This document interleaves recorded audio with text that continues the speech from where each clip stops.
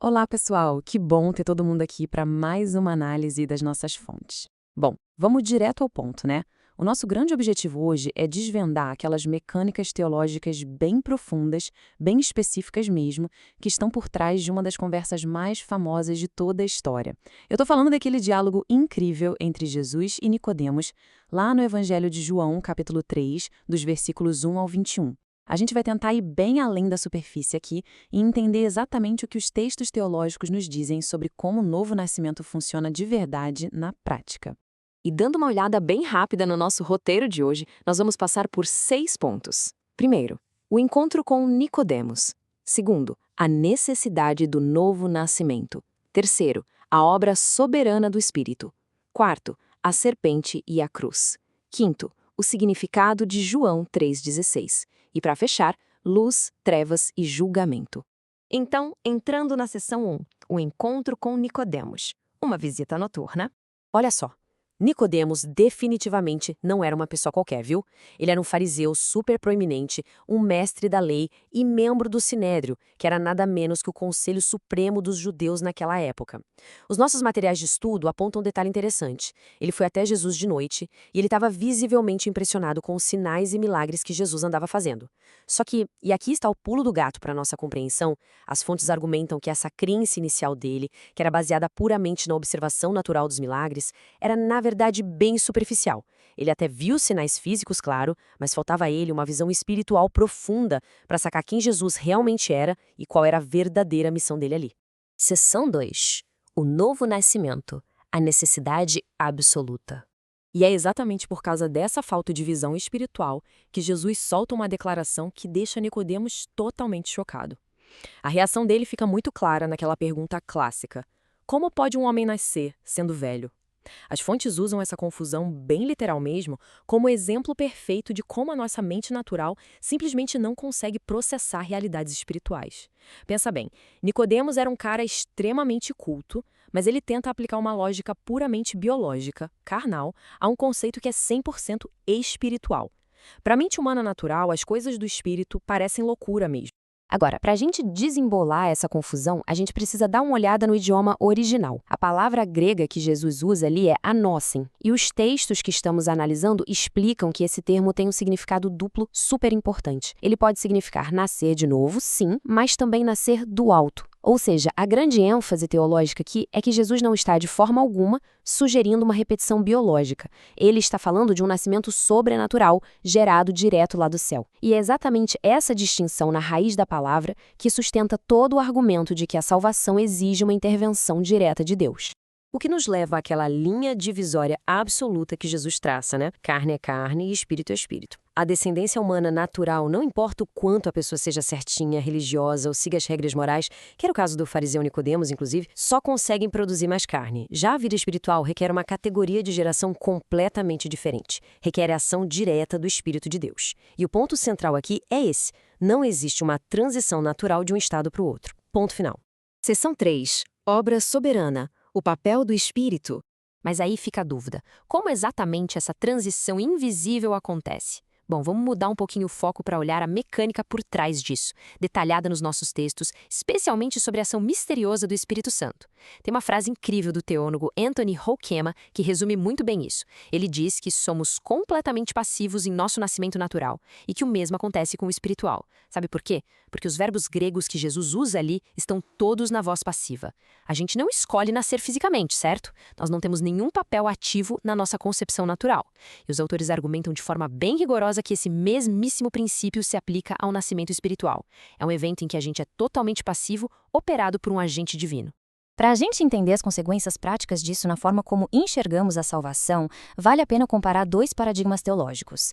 De um lado, a gente tem o sinergismo, que é aquela ideia de que a salvação é um trabalho em equipe. Deus oferece a graça e o ser humano, com o seu livre-arbítrio, vai lá e a aceita. Do outro lado, temos o monergismo, que ensina que Deus age sozinho para regenerar o coração humano, sem nenhuma cooperação da nossa parte antes disso. E olha, sendo bem parcial aqui na nossa análise, é importante notar que os comentários e textos de teologia reformada que estamos usando hoje defendem o monergismo com unhas e dentes. A visão deles é bem clara. O ser humano, no seu estado natural, está espiritualmente morto e simplesmente incapaz de cooperar. Então, Seguindo a lógica dessas fontes, a engrenagem da salvação acontece numa ordem super específica. O passo 1 é a morte espiritual absoluta da humanidade. O passo 2 é a regeneração, que é justamente esse novo nascimento operado em segredo e de forma soberana pelo Espírito Santo. E aí sim, só no passo 3, como um fruto natural dessa nova vida que acabou de ser implantada, é que aparecem a fé e a conversão. Gente, isso é uma mudança de paradigma gigantesca em relação ao que a gente costuma ouvir. A ideia aqui é que a regeneração tem que vir antes da fé. Ou seja, ninguém consegue crer sem antes ter nascido de novo. Seção 4, a serpente e a cruz, a obra histórica. E depois de falar tanto dessa obra interna, invisível do Espírito, a nossa análise mostra como Jesus conecta tudo isso com a obra externa, histórica, do Filho. Ele faz isso puxando uma referência direta lá do Antigo Testamento. A gente pode ver um paralelo profético impressionante nessa linha do tempo. Lá por 1400 a.C., no deserto, os israelitas estavam morrendo por causa de mordidas de serpentes venenosas. Deus então mandou Moisés levantar uma serpente de bronze numa haste, e quem olhasse para ela era curado fisicamente. Jesus pega essa história e diz que ele mesmo, o Filho do Homem, também precisava ser levantado na cruz. A lógica é perfeita. Assim como olhar para a serpente trazia vida física lá atrás, olhar com fé para o Cristo crucificado traz a vida eterna hoje. É o sacrifício na cruz que torna possível essa salvação gerada pelo Espírito. Seção 5, o significado de João 3,16. Bom, isso nos traz direto para aquele que é, sem sombra de dúvida, o versículo mais famoso do texto e de toda a narrativa cristã. Mas, um aviso. As fontes que a gente está explorando hoje desconstroem bastante algumas ideias modernas que a gente ouve sobre esse texto. O teólogo Homer Hoeksema, por exemplo, traz uma análise muito forte sobre isso. Quando a gente lê Por que Deus amou o mundo de tal maneira, rola um debate enorme sobre o que esse mundo realmente significa. Trazendo a visão reformada presente nos nossos textos, o argumento é que o mundo, nesse contexto específico, não está falando de cada indivíduo na Terra sem exceção. Na verdade, eles interpretam isso como a nova humanidade, os eleitos tirados de todas as nações e povos, que acabam formando esse mundo redimido em Cristo. E isso, naturalmente, acaba moldando a forma como a gente entende a própria palavra amor dentro desse cenário. Os nossos materiais defendem que o amor de Deus citado ali em João 3,16 não é só um sentimento geral ou uma daquelas ofertas emocionais que a pessoa pode simplesmente recusar. Na verdade, a teologia chama isso de amor eficaz. É definido como uma ação que é invencível, uma política de benevolência que, no fim das contas, garante com sucesso a vida eterna para os crentes. A ideia é que Deus amou de um jeito tão focado que assegura que as pessoas que ele atrai vão inevitavelmente crer e jamais perecer. E agora, a nossa última parte. Seção 6. Luz, trevas e julgamento. A realidade presente. Conforme a gente vai chegando nos versículos finais do texto, a narrativa dá uma guinada. Ela sai um pouco daquelas mecânicas de salvação que a gente estava vendo e bate de frente com a dura realidade do presente, a condenação de quem permanece na incredulidade. O versículo 18 traz isso com uma força muito grande. Jesus diz basicamente que ele não veio para condenar o mundo, porque, falando de forma bem direta, a humanidade no seu estado natural já está sob julgamento.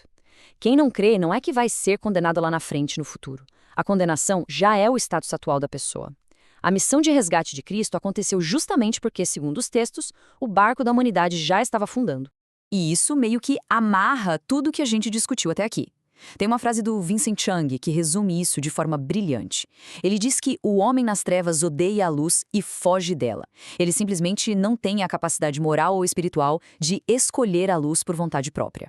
Sem aquele novo nascimento que acontece de forma monergética pelo Espírito Santo, a pessoa não tem nem como amar a verdade. Então, a ordem correta seria: é preciso primeiro pertencer a Deus, receber essa nova natureza, para só então ser capaz de abraçar a luz e crer no Evangelho. Faz sentido? E para a gente fechar a nossa análise de hoje, eu queria deixar todo mundo com uma pergunta para pensar, baseado em todo esse material profundo que a gente explorou.